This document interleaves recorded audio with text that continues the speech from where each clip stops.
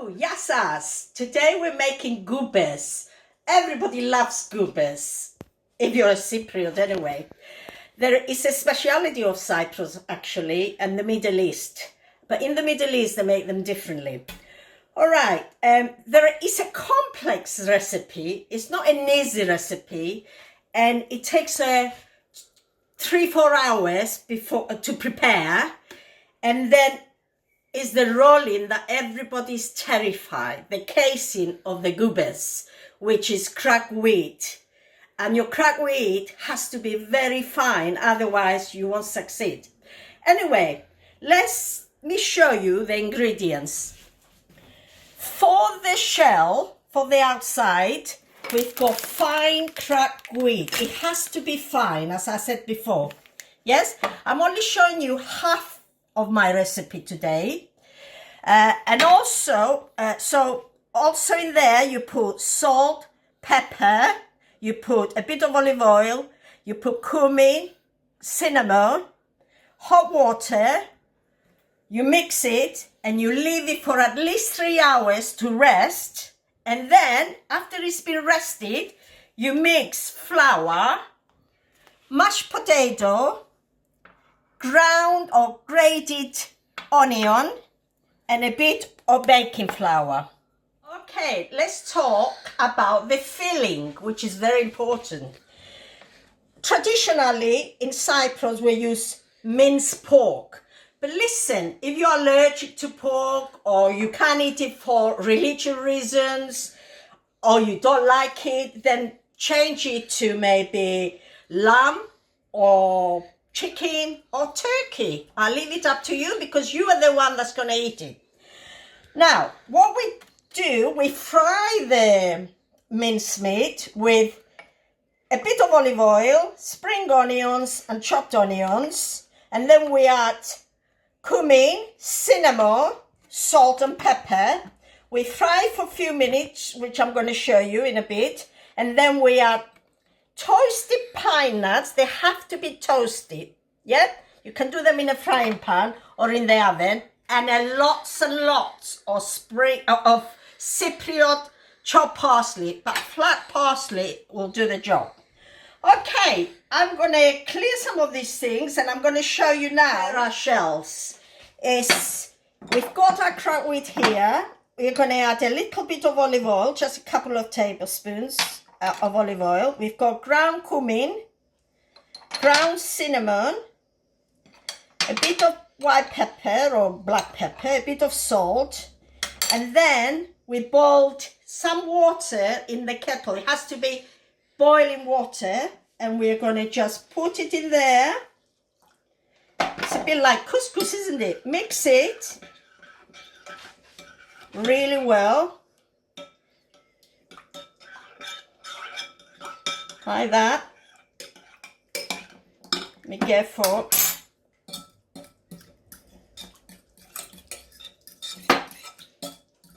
And then you cover it with a cloth and you forget about it for at least 3 hours. Now, this one we done 3 hours ago. Can you see? It absorbed all the water and it's quite soft, look. And this is the time we add the rest of the ingredients. We add a bit of baking powder, plain flour,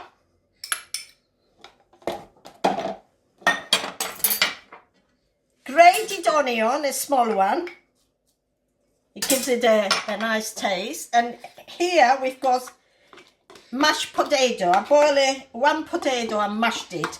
If you don't want to put potato, you can put egg. Now, you need to mix it really well. And that's where people go wrong, because they don't mix this. You need to put your hands in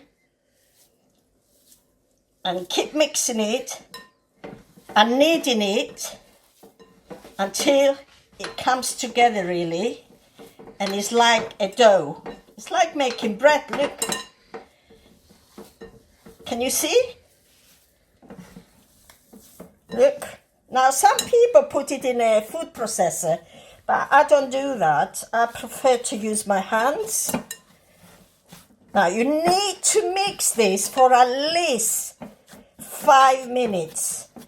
I'll show you. You need the consistency of this. Look. Hollow the bulgur to put your stuff in. Yeah? Okay. I'm gonna leave this for 5 minutes while I talk about my filling. Okay, I fried my filling with a bit of olive oil. I fried the mince with the onions and spring onions until it changed color. And then I put a couple of tablespoons of water and let it cook for about 10 minutes until the mincemeat has softened. Then I added my pine kernels. All I need to do now is add my parsley. I leave that last because I like to add my parsley when the mincemeat is cold, so it's not wilted. You need lots of parsley, by the way. Lots and lots of parsley. There we are. Parsley and the pine nuts is what they make Koupes perfect. Half a bowl of water next to you. Okay, I had to sit down for this. I'm sorry. Take some of the mixture, about this big. Well, if you want them bigger, get it bigger. I will say that's a golf ball. I'm not sure. Okay, now you keep mixing it in the palms of your hands and you roll it to make it smooth, and wet your finger in the water and push it in slowly, slowly. Look, you want to make the outside as thin as possible if you can, like that. There we are. I think that's thin enough. And then with a teaspoon you put some of your filling, as much as it will take really, and push it a bit. I sometimes push it with the back of a wooden spoon, or this is a brush actually. Put a bit more, and then I wet my hands a bit, enclose the Koupe like that. Look, some like to make a little point in both ends. Keep playing with it and molding it until you are happy with it. I'm going to add a bit more water, and if any of the filling comes out, just take some of your shell and put it on. But look, there is my first Koupe. What do you think? Isn't it nice? Now some people use a machine for the outside, but I can't be bothered. My house is full of machines, you know, ice cream machines, you name it, you know, blenders. Okay, so what you need to do once you do them is put them like that on a crisp paper, and obviously shall I show you how to make another one? Come on. Once you make them, really it's best to put them in your fridge for an hour or so before you fry them. It stops them breaking up. Although I've not had that problem yet, I must be very, very good. Here we are. Now, as I said, they're very popular. These are very popular in the Arab countries, but the shells are different. They actually add mincemeat on the shells. We Cypriots don't. There is another one. Look, let's put some filling.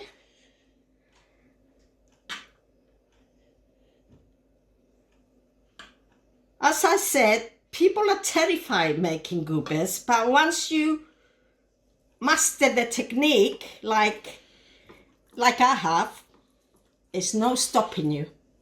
You'll be making them every day. Well, maybe not every day, but anyway, there is another one.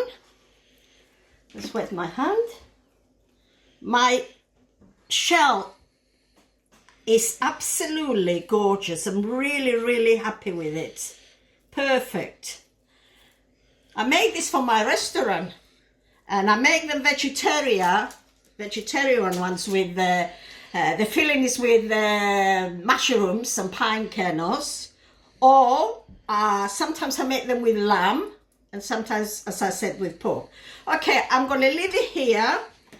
I'm going to finish all these, and then I'm going to show you how, put them in the fridge for half an hour, and then we'll come back and we'll show you how to fry them. I'll show you another way of making goupes.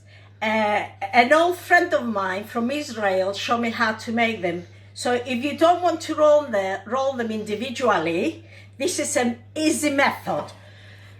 You make everything exactly the same. Divide your bulgur into half. First, grease a little tray with oil and sprinkle it with semolina, like that, or flour, and then you press half of the mixture like that with your hands, nice, until it's nice and flat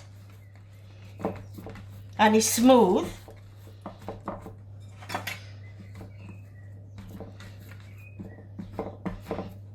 And you can use, with the help of the back of a spoon, you can make it smoother, like that, look, like that. It's about ½ inch thickness. And then we add all our mincemeat mixture that we fried earlier, like that. We spread that as well. Look, doesn't it look beautiful? It looks like a cake. And then we add another layer of our cracked wheat.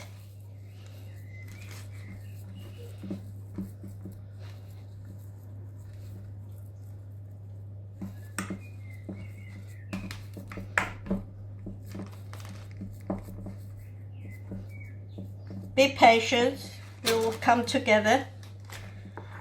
There we are. As I said, if you use a spoon, it's a bit messy, I think, but I'm not worried. It's still going to taste nice. Like that. There we are. Sorry, I stopped talking for a bit. I have some peace and quiet. There we are.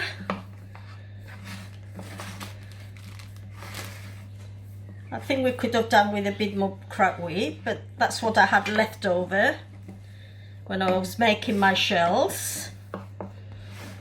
Here we are. Here we are, that's okay. Now we need to sort of cut them into any shapes you like, really. I'm just marking really the top like that. I think we'll make them into diamond shapes. Looks like a baklava. There we are. And then we need to put some olive oil all over so it can make it nice and crispy and it doesn't burn. And all we need to do now is put it in the oven, 180°C, gas smart 4, until golden brown, really. Just keep checking it after 15-20 minutes, okay? In a bit we're going to show you the finished product and we're going to fry the goupes. We are frying our goupes now. As you can see, they have to be fried in hot oil, yeah? And don't put too many in your pan, 3 or 4 goupes at a time. And turn them occasionally so they can go brown all over, like we have some here, if you can see them. Not many left now. I won't take them out. You know, we started this morning and it's now afternoon. It's been a labor of love. That's all I can say. But you know what? They're worth it. Definitely worth it. There we are. They're getting nice. I don't like to cook them too brown. I don't want them to go too brown. I like them golden like this. Sometimes you buy them in Cyprus and they're really, really dark brown. Not for me. And I'll be checking the other ones we put in the oven as soon as this. Always put them on some kitchen paper once they come out of the oil, just to drain some of the fat really. Look at them, they're not breaking. They are gorgeous, even if I say myself. There we are. They only take about 3-4 minutes in each side. Another thing I forgot to tell you, by the way, when at this stage you can freeze them. Yes, you can freeze them, obviously individual, and then put them together, and then when you want to fry them, just deep fry them. You don't even need to defrost them. That's what I do in the restaurant. Really easy. There we are, look. Are they beautiful? We're taking some out. There we are. On crispy paper. On kitchen paper. I'm getting tired now. I'm getting old. There we are. Put them on our platter. And I've been cutting one. Now, let's check the one we put in the oven earlier. The baked one. Oh yes, look at this. It looks like a cake. Beautiful. Right, all we need to do now is fry the rest. I'll put them in. And I'm going to show you, I'm going to cut one and show you what they taste like. Alright, let's put one here. Let me get one that's not too hot. Let's break it up. Look at the filling. Look at the filling. But of course, Koupes without lemon, they're no Koupes. You need lots of lemon on them. Let's taste it.